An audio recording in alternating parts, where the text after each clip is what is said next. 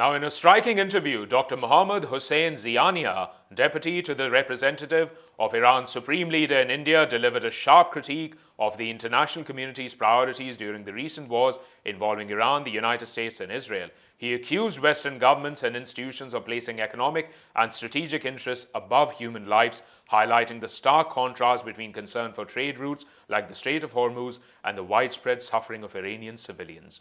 Hello, my name is Ashutosh Srivastav and I bring you the best from home and abroad. The main concern is the Strait of Hormuz, but not the lives of the people that have been killed in these last 40 days, Ziyaeenia told NDTV, describing the toll of the conflict. More than 400 hospitals bombed, children killed, schools and universities destroyed, and communities grieving amid sustained attacks. He emphasized that while global powers monitored shipping lanes and energy security, the human cost of war appeared largely ignored. Our people's hearts are broken, he said, pointing to the grief over casualties and the inability to conduct mourning rituals for senior leaders due to continued hostilities. Ziyaeenia framed the ceasefire agreed upon between the US and Iran as conditional and fragile, requiring enforceable guarantees by international actors.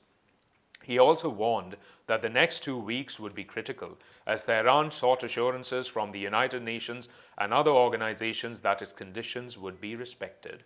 We hope that we will be having a permanent peace in all the region if these conditions are observed and guaranteed, he said, while noting that Iran's popular support and national resistance had strengthened its negotiating positions. The official also addressed Iran's nuclear program, reiterating that Tehran does not seek nuclear weapons, citing a religious ruling that declares such weapons illegitimate under Islam. He underscored the distinction between military ambitions and civilian nuclear energy, asserting that Iran's right to peaceful nuclear development would not be dictated by any other country. That's what he maintained. This perspective echoes a critique recently voiced by India's External Affairs Minister S. Jaishankar, who highlighted the hypocrisy in international priorities. He said, and I quote, "Europe's problems are the world's problem, while the world's problems are not Europe's problems." Ziyaenia's remarks illustrate exactly this disconnect, as global concern focused on trade flows through the Strait of Hormuz, while the humanitarian crisis in Iran was largely overlooked.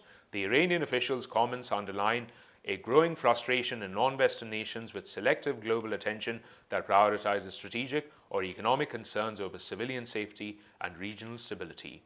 The interview comes as UN Secretary General Antonio Guterres welcomed the ceasefire, emphasizing the urgent need to protect civilian lives and alleviate suffering. Yet Ziyaenia's warnings signal that true peace and security will depend not merely on temporary pauses in fighting, but on a global system willing to prioritize humanity over commerce. In essence, the story reflects a stark reality. While international actors scramble to safeguard energy routes and geopolitical interests, ordinary people bear the brunt of the war. As Ziyaeenia points out, Iran's resilience and public support have shaped negotiations, but the next fortnight will be decisive in determining whether promises of peace can be translated into enforceable action, bringing into focus the ethical question of whose life really matter in global decision-making. Thank you for watching. For more such videos, subscribe to the NewsX YouTube channel, hit the bell icon.